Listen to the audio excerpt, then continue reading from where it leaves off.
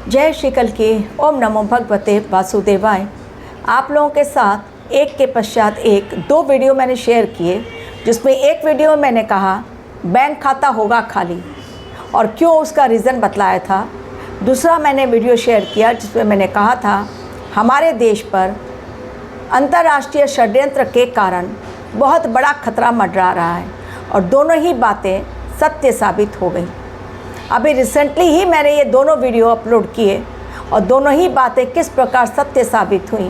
ग्रहों की चाल समझ में यदि आ जाए, इंसान आने वाले समय की घटनाओं को भांप सकता है और यदि अलर्ट रहे तो अपने जीवन में होने वाले नुकसान से कहीं न कहीं बच जाता है।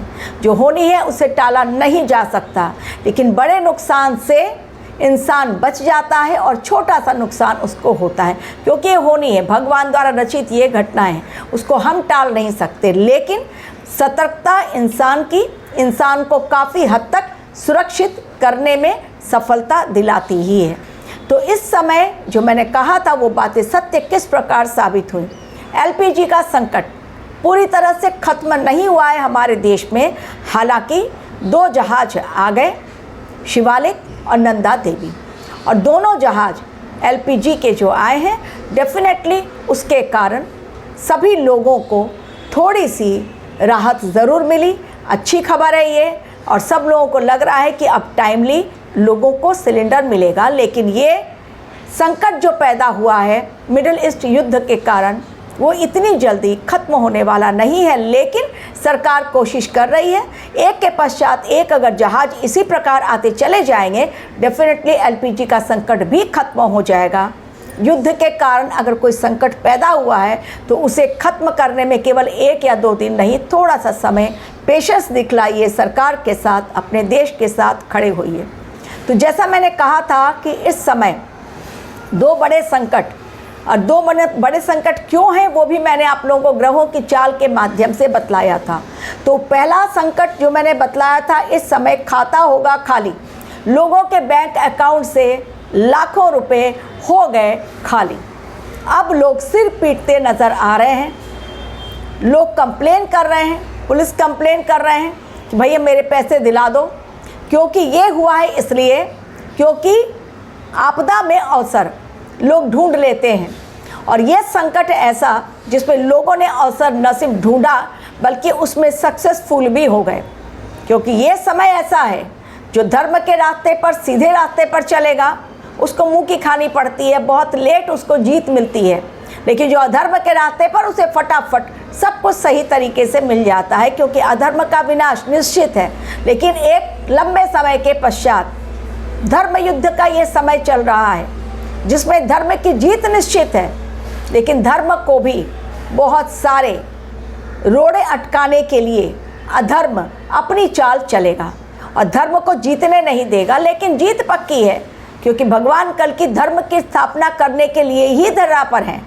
तो डेफिनेटली धर्म की हार नहीं होगी। लेकिन अधर्मियों का इस समय बोलबाला शॉर्टकट रास्ता अपनाते हैं। न उन्हें नौकरी करनी है, न बिजनेस करना है, उन्हें डिजिटल क्राइम करना है। आजकल टेक्नोलॉजी का ज़माना है, लोग पढ़ाई लिखाई ना सीखें, लेकिन टेक्नोलॉजी का इस्तेमाल करना लोग सीख जाते हैं। तो साइबर क्रिमिनल्स वालों ने, साइबर ठगों ने बहुतों के खाते से निकाल लिए रुपए, ये कहकर 3 कारण उनको दिए। आपका एलपीजी कनेक्शन आपको न्यू मिलने वाला है, तो आपका एलपीजी संकट दूर हो जाएगा। दूसरा, केवाईसी आपकी अपडेट नहीं है, जल्दी आप अपडेट करवाएं, वरना आपका कनेक्शन कट जाएगा। क्योंकि बहुत लोग घर में एलपीजी कनेक्शन के लिए लाइन जो मिलती है वो भी लिए हुए हैं, तो वो कनेक्शन कट जाएगा क्योंकि आपका केवाईसी अपडेट नहीं है। और तीसरा, उन्होंने ये उनको एक्सक्यूज़ दे दिया और झांसे में ले लिया कि भाई ये जो एलपीजी संकट मंडरा रहा है, पता नहीं कब आपके घर में आ जाएगा, तो हम फटाफट आपको दे रहे हैं, जिस पर आपको क्लिक करना है वो लिंक दे रहे हैं। ये सरकारी एजेंसी, गवर्नमेंट की ही एजेंसी का ये लिंक है। आप फटाफट इसे क्लिक करें और जो इन्फॉर्मेशन मांग रहे हैं उसे दे दें। तुरंत आपको 24 घंटों के अंदर या उससे भी पहले अगर आपका नंबर आ जाए, आपको सिलेंडर मिल जाएगा। अब मुंबई में ही कई सीनियर सिटीज़न को निशाना बनाया गया केवल मुंबई नहीं, यूपी, बिहार, दिल्ली में भी ये साइबर क्रिमिनल्स ने लोगों को अपने निशाने पर ले लिया।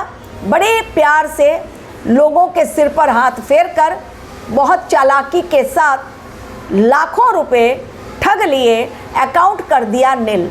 तो जो मैंने कहा था, टाइटल में लिखा था बैंक खाता होगा खाली, बहुतों के बैंक खाते ये एलपीजी सिलेंडर के कारण मिला तो नहीं, न कनेक्शन न्यू मिला, ना ही केवाईसी अपडेट हुआ, ना ही उनकी सिलेंडर बुकिंग हुई और ना ही उनके घर तक सिलेंडर पहुंचा। लेकिन हुआ ये काम कि बैंक खाता उनका हो गया खाली। जो उनकी हार्ड वर्क की मनी थी, हार्ड इनकम जो था, वो खत्म हो गया। इस समय साइबर क्राइम्स की घटनाएं बहुत ज़्यादा बढ़ने वाली हैं, डिजिटल अरेस्ट बहुत ज़्यादा होंगे।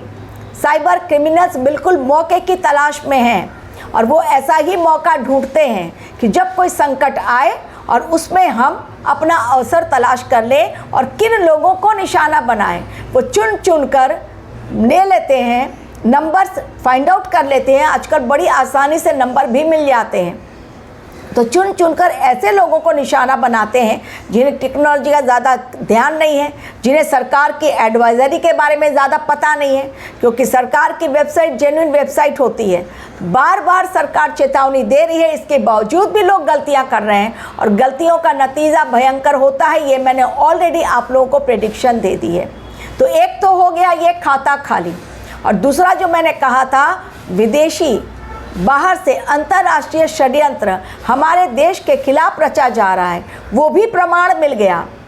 7 लोगों को अरेस्ट किया गया, 7 विदेशी नागरिकों को जो भारतवर्ष पर हमले के लिए हायर किए गए थे। उनको ड्रोन चलाने की ट्रेनिंग दी जा रही थी, उनको वेपन्स चलाने की ट्रेनिंग दी जा रही थी, और वो पहुंचे थे पहले भारत, और भारत से निकलकर फिर मिजोरम होते हुए पहुंच गए थे म्यांमार, और म्यांमार में टेररिस्ट ट्रेनिंग सेंटर में उनकी ट्रेनिंग चल रही थी। और अब वो निशाने पर आए और पकड़े गए, और अब जो वो पकड़े गए हैं तो अब उनकी अच्छी खासी से बहुत अच्छी तरह खातिरदारी भी होगी, और वो उगलेंगे कि आखिर किन किन लोगों के द्वारा ये फंडिंग है। भारतवर्ष में भी इसका कनेक्शन मिला है। अब हमारी सरकार भी और हमारी जांच एजेंसियां भी ये कोशिश कर रही हैं कि ये जो कड़ी है वो आखिर किस देश के साथ जुड़ी हुई है, कौन से लोग म्यांमार में ये ट्रेनिंग सेंटर चला रहे, फंडिंग दे रहे हैं, हमारे देश में भी ये किस प्रकार घुस गए, कहाँ कहाँ पर विस्फोटक छिपाया है और कहाँ कहाँ की रेकी की गई।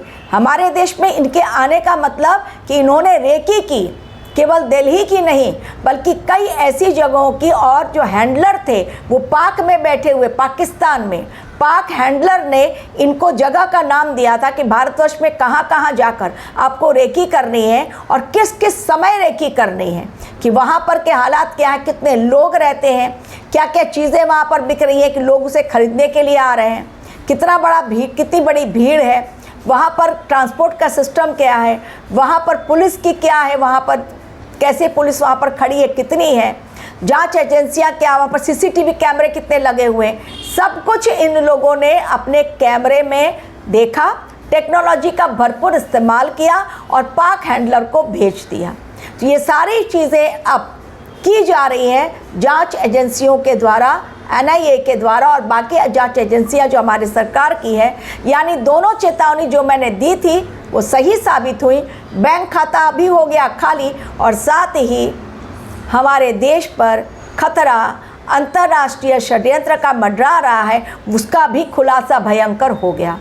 यानी फूंक फूंक कर यदि हमारे देश ने, हमारी सरकार ने कदम नहीं आगे बढ़ाया तो हमारे देश में भी भीषण जनहानि ठीक उसी प्रकार जिस प्रकार काबुल में हुई पाकिस्तान के द्वारा एयर स्ट्राइक के माध्यम से, जिसमें 400 लोगों खत्म हो गए 1 सेकंड के अंदर और 200 से ज़्यादा लोग घायल हो गए। तो संकट अभी और भी है, आगे भी संकट आएंगे, क्योंकि केवल ये LPG का संकट नहीं है, ये संकट का ही समय है। सैटर्न और सन, सूर्यदेव और शनिदेव की युति मीन राशि में पहुंच रहे हैं। मंगलदेव वहां पर अपना सहयोग प्रदान करने के लिए 2 अप्रैल को, ये अप्रैल और मई का महीना भीषण एयर स्ट्राइक, इसके अलावा प्लेन क्रैश, युद्ध और भड़केंगे, नए फ्रंट खुलेंगे, साइबर अटैक और होगा, इंटरनेशनल कॉन्स्पिरेसी की हम लोगों को लिंक और भी अधिक मिलेगी। लेकिन भारतवर्ष जितना भीषण युद्ध बाहर चल रहा है और उसका भीषण परिणाम हो रहा है, भारतवर्ष उससे कहीं ना कहीं बाहर निकल जाएगा। ग्रहों की चाल भारतवर्ष की कुंडली में यही संकेत दे रही है। Thank you very much for watching my video.